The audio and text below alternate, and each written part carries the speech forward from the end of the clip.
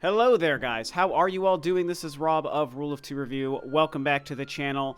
And check it out, you lucky dogs. I'm making a video for the second day in a row. What is this, 2020? This is nuts. As much as I didn't expect to make another video so quickly after yesterday's video, we have some really exciting stuff to talk about today.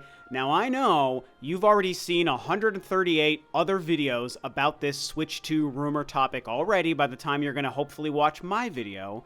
But of course, I want to put my own kind of 2 cents into this conversation. I've been invested in this since back in 2020, as a matter of fact. And so today's discussion and rumor and everything going on with the Switch 2 behind closed door stuff, it is incredibly exciting. It is lining up in many ways with things I've believed for a few years now. And so let's just jump into this whole crazy story. So what we're talking about today boils down to behind closed doors demos of the Nintendo Switch 2 or the next-gen Switch successor being shown to key developers at Gamescom, which, as we know, only happened a few weeks ago. And on the show floor, they were showing all sorts of stuff. Mario Wonder was available, I think Pikmin 4, maybe Luigi's Mansion or some other things. But they also had some, of course, typical business meetings that were, like I said, behind closed doors. The typical stuff that happens at a lot of these conventions and shows. And there are now serious, believable, credible reports stating that Nintendo was officially demoing their next hardware to key developers. Now, there has been a lot of videos and conversations and stuff going around for a few months talking about Switch 2 stuff. And in my personal opinion, as someone who I think is maybe the person who's been talking about the idea of a Switch 2 the longest on YouTube, again, going back to like 2020, I was already discussing this stuff. I've chosen not to talk about a lot of it because just in my perspective, from the stuff I've seen that a lot of people have been discussing for a while, most of it has felt a little bit forced. I don't really think that there's been a whole lot that's been coming out in recent months that's actually felt like credible enough to maybe discuss on a YouTube video, just my personal opinion. But this is real exciting stuff. We have VGC and Eurogamer discussing this, having sources corroborating these sources, and while nothing is fact, as we all know, this is the closest to real I think anything has felt in a very, very long time. So here's a couple of snippets from VGC's article on what they say they heard happened at Gamescom. They say, one Switch 2 demo is understood to have been an improved version of the Switch launch title Zelda Breath of the Wild, running at a higher frame rate and resolution than the original game did, on hardware targeting the new console's specs, but they go on to say there was no suggestion that the game will actually be re-released. Another VGC source claimed that Nintendo showcased Epic's impressive The Matrix Awakens Unreal 5 tech demo, originally released to showcase the power of the PlayStation 5 and Xbox Series X in 2021. Also, by the way, that was meant to provide some hype and marketing for The Matrix Resurrections, which was the new fourth Matrix film coming out at that time, which I loved, despite the fact that a lot of people didn't, unfortunately. Anyway, they showed this for showcasing the power of the PS5 and Series X in 2021, running on target specs for Nintendo's next console. The demo is said to have been running using NVIDIA's DLSS upscaling technology with advanced ray tracing enabled and visuals compared to Sony and Microsoft's current gen consoles. However, it should be noted that this does not mean the Switch successor will sport raw power anywhere near that of PS5 or Xbox Series X, which aren't portable devices. Another quote from VGC, and this is really key and really important, is that they go on to say, although specific details on the hardware are being kept closely guarded, VGC sources indicated that the next-gen console would be able to be used in portable mode similar to the Nintendo Switch. Okay, and one more snippet I want to pull from Eurogamer's report as well is also very important, where they say a recent report pinned Switch 2's arrival for the latter part of next year, which we've talked about before, a late 2024 release, with development kits now in the hands of some key partners. This chimed with what Eurogamer had also previously heard, though on timing, I understand Nintendo is keen to launch the system sooner if possible. Okay guys, there is an unbelievable amount of ideas and details to sift through when it comes to this. Most importantly, we have very substantial, very believable, although not yet fact, details and rumors that at Gamescom a few weeks ago, Nintendo officially was showing and demoing the next-gen console to key developers. They also showed Breath of the Wild, an updated version running with better frame rate and better resolution, probably very beautiful and fun to play, although not confirmed to be a plan to re-release that game. They might have just upgraded that game to use it as a showcase for the power. They also had a very comparable version of the Matrix demo running that is comparable to PS5 and Xbox Series X, which is also very important. They talk about using NVIDIA's DLSS upgrading, which has also been talked about for quite a few years now, and it seems to be that's something we can believe might be capable with this new console. And then even more important than all of that to me, because as excited as I am about the next-gen step in power for the next Nintendo console, I'm also more interested in these facts, which is that they seem to be stating that they think the console will probably release in the early part of next year, or not probably, but that there are starting to be talks that Nintendo is maybe targeting the first half of 2024 as opposed to the back half. And most importantly of all, we can probably believe that this will officially be another hybrid device. So like I said, there's been a lot of scant details and things going around that people have been discussing over the past few months when it comes to possible Nintendo Switch 2 stuff. And like I said, in my personal opinion, and I'm not pretending to be the authority, I'm just giving you my own personal take on this, I haven't found a lot of that to be all that interesting or believable enough to discuss in detail, like I said at the beginning, which is why I really haven't made a whole lot of videos on the Switch 2 topic in a while. But this, coming from these two sources, Eurogamer and VGC, so very credible. Their sources tend to be right way more often than not. This just feels right. And the timing makes sense. Gamescom just happened. We're getting into the last quarter of 2023, which is crazy to think about. You know, that officially starts next month in October. And so many of us just feel and essentially know, we feel it in our bones, that next year in 2024, the Switch 2 is probably going to be releasing. Whether it's the beginning or the end of the year, it just feels like it makes a lot of sense. And we know we're waiting on official information about Metroid Prime 4 and what's going to happen throughout this holiday. We've got a couple of big games, right? We have 2 big Mario games releasing on the Switch over this holiday. But what happens after that? Luigi's Mansion Dark Moon and the Peach game, those are cool and I'm going to buy and play those, but they're not really system-moving pieces of software. Metroid Prime 4 very much could become that, but we don't know what console or hardware that's going to be releasing on yet. And so the timing just makes sense. If they want to release this thing sometime next year, we know that the dev kits have been in a lot of developers' hands for a while. Now they're also showing to other developers, look at this hardware, look at what it's capable of, and get excited and start making games for it. To talk about the power thing, like I said, it's a little bit lower on my kind of priority of excitement list here, but I am excited for that because, look, I love the Switch. I think it's impressive for what it is.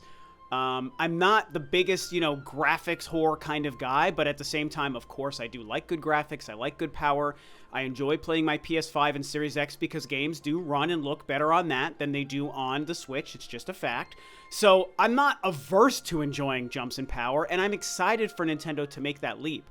It's very valuable and important for them to do so, even if they're not trying to compete and be the number one in terms of power.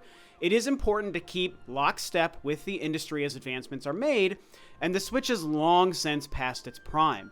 So to hear these reports, using the Matrix demo as an example and the DLSS upscaling, it's really great to hear that if this is all true and to be believed, which I tend to believe this personally, that it sounds like Nintendo is really taking this seriously.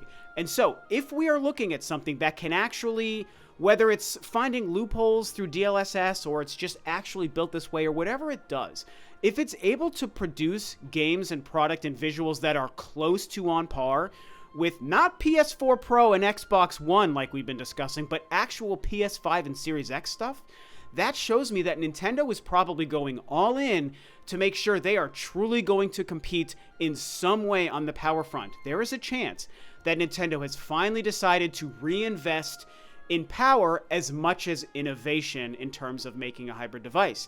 And if that's true, I can't lie, even though I'm not that power whore like I said, it is very exciting as a game fan and a Nintendo fan, and it's also important for their business. Because whether you feel this way or not, a huge swath of the gaming market does care about that stuff. And if Nintendo can make a console where Grand Theft Auto 6 and the next Elder Scrolls and the next, The Witcher 4 or whatever, these games can release day and date on the Switch 2 and boast visuals and performance that's close to PS5 and Series X, it will do wonders for the perception in the gamer's eye of the Switch 2, and it will also help game and hardware sales if that's possible. Now again, I think one of the most important things here, if not the most important, again, if it's to be believed, is that they, VGC does indicate that they believe they know enough to say that this is going to be another portable hybrid device. So what I think is happening, and this is just me now just freeballing and just riffing and speculating here, what I think is happening is Nintendo realized, as much as they like to innovate and create new ideas and change the way gamers interface with the consoles and stuff, which I love, I love the Wii U, I love the Wii and the Wii Remote, I love it when they do those kooky things, the 3DS.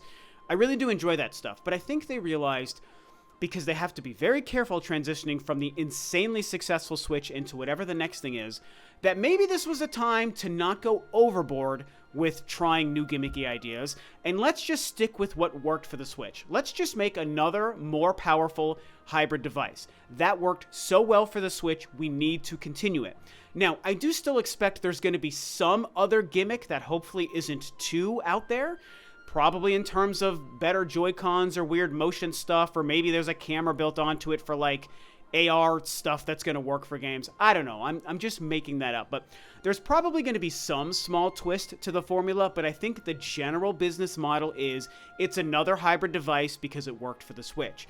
And so if that's true, then what I think they might have done is saved money on the development side of this hardware by not creating a whole new crazy gimmicky interface, and instead, they're just making a more powerful Switch and also focusing more of their resources into the power than they are into the gimmick of the idea. And like I said, personally, I like that idea. It makes me excited, and as much as I love Nintendo's crazy innovation and gimmicks, this is a time in the company's history where I just kind of want them to stick with the idea, but make a device that can actually compete power-wise with the competition, which all of these details from these two articles and reports basically say. It's going to be portable, but now it's going to be super duper powerful. Not just PS4 Pro, like I said earlier, where a lot of us were kind of expecting Nintendo to hit.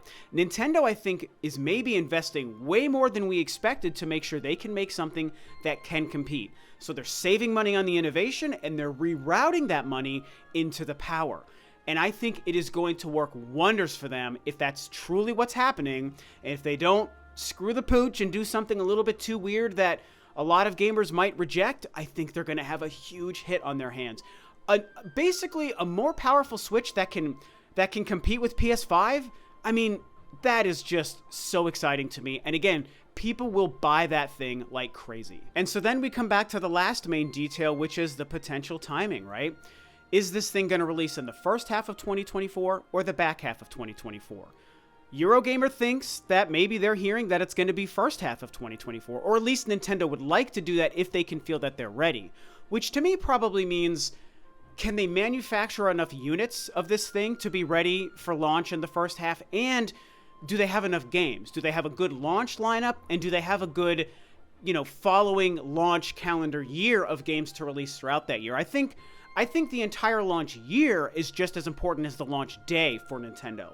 And so I think if those two factors line up well, they got a couple of great games for launch day, and then the following 12 months after that launch day, they've got some big milestone games releasing, 4, 5, 6 games, just like they did in 2017. If they do that and repeat that 2017 launch year, it'll be A, successful, and B, means Nintendo will be ready to launch it. So I don't know when they're going to do it. If they're targeting the first half of the year, you guys, that means that we might actually see this thing revealed before the year is over. And maybe my long-time guess and prediction will end up being correct, that they'll show it before 2023 ends. However, if they're not going to be ready for first half and instead are targeting second half and maybe holiday next year, then I have to be honest and say my prediction probably will be wrong. We won't see it this year, but we will probably see it in, quarter 1, 2024, maybe like in March. I could see them revealing it in March, right before the end of their fiscal year. And that could do wonders for them as well. And maybe we get a price drop for the Switch and things start to get very exciting if that happens. And so, man, this could almost be a never-ending conversation. There's so much to glean here. I think I'm going to wrap this up for now.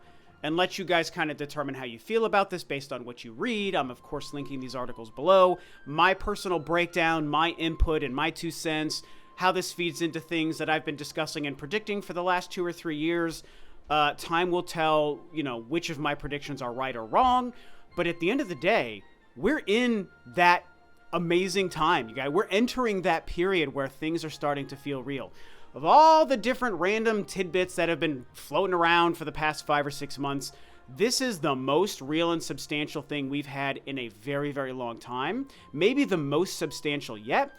If it's true and Nintendo is officially showing this thing to developers as recently as 2 weeks ago, we're coming up on the end game, man. I really feel in the next 3 to 6 months, they will officially reveal this thing. The end of this year or the beginning of next year, Nintendo will probably tell the world, this is the next console, take a look, it's coming out soon, and then it's time to get excited. So that's what I think. Tell me what you guys think below, and that's about it.